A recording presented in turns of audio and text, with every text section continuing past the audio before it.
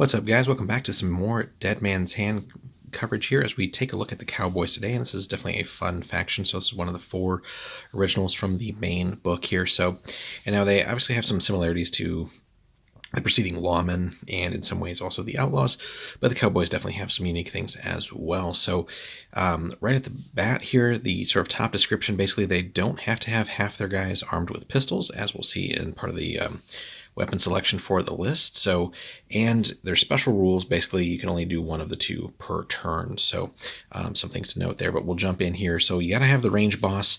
And one thing that should jump out just from looking at the Cowboys list is basically just about everything here, right, can have a rifle, and almost everything can have a repeater. So, you have great flexibility in the list first of all. But really, if you wanted to go sort of all in on long range combat, you can definitely dominate there. Or go intermediate with the repeater, although in some ways the repeater doesn't get all the specialties that the rifle does, like the double aim and so on and so forth. But anyway, so the range boss, pretty typical from what we've seen so far. So 2 up nerve, +1 to shoot, but also has +1 hand to hand, like we've seen with the Outlaws, and the 6 rep. Now the man with no name is pretty interesting as well. So you're basically your really elite guy here. Again, pistol, rifle, or repeater. So there's just a lot of different ways you can approach this guy. But 4 hits, 3 up nerve, +2 to shoot, nothing hand to hand there, and then the 5 rep. So, and I mean, he can just be quite deadly in whatever way you want to use him. Up close with a pistol and aiming, you can get, like point blank, you can get a +5, which is just bonkers. But, with his natural +2 to shoot at still optimal range on a rifle, and if you double aimed, you're still looking at +4, sending things down range. So just really nasty stuff there. And then the repeater offers some flexibility there too. So he is optional, but again, just from some recent games actually that I've played, he cleaned up like half of an opposing crew just by himself with just some awesome rolls basically. 2 up Cowboys, so basically you have to have 2 or more of these guys. Again, your 2-point models here. Again, pistol, rifle, or repeater, but here you can actually bring the sole shotgun that the list has access to. So in some ways, again, this list is going to dominate, or this faction will dominate at range if you want them to. Close range, obviously, you still have the pistols like pretty much everyone else does, but lacking in shotguns compared to what we've seen so far, especially with the Lawmen. But 4 hits, 4 up on the nerve, no other bonuses, 2 points a pop there. But again, basically really great flexibility. You have 4 different weapon options there. And then you only have access to 2 greenhorns, pistol, and up to half can have a rifle. So basically you can have another rifle if you want. 3 hits and 6 up nerve. But interestingly, unlike the other 2 factions, right, there's no penalties to shooting in hand-to-hand with these guys. So they're actually just okay, right? So for being 1-point guys without really any penalties, that's definitely a plus. We'll come back to some of the faction loadouts here in just a second, but let's get into the special rules.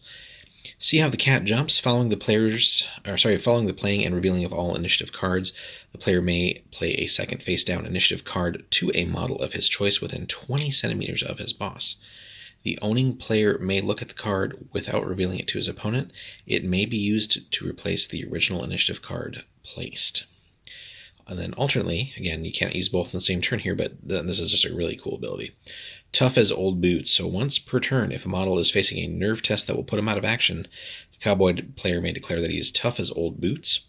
The test has no modifiers applied to it and will be passed on a roll of 3 or greater. So really great for saving someone in your faction and just maybe giving you just a little bit extra life to continue on, or forcing the opponent to dedicate more to finally putting that person down for good. But used at the right time, certainly well worth the play there. So again, this list, what do you do here? I mean, you have so many options. You could go all in on any one weapon here essentially, or a decent mix.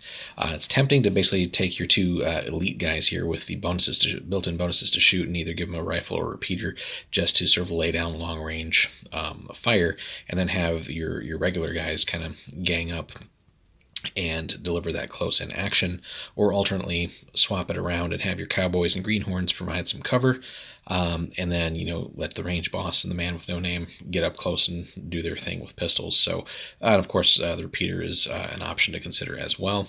And do you do have to factor in if you really want to bring that one shotgun, and certainly whenever you are able to actually execute like delivering both barrels, usually, unless the roll is absolutely garbage, you're going to hopefully do something with it. So just a really interesting faction, plays really fun. And again, just so many different ways of approaching that. Hit us up in the comments, guys, however you have played and built your Cowboys faction, and let us know some of your success stories and maybe some tips and tricks that you have learned from your experiences playing them. So we're looking forward to getting some battle reports for you guys real soon too. Just as a side mention here, we got basically our Cowboys and Outlaws painted up. We're working on the Lawmen real quick, and then we're definitely going to start getting some reports to you guys soon, and we've got quite a bit of terrain assembled as well, so stay on the lookout for that.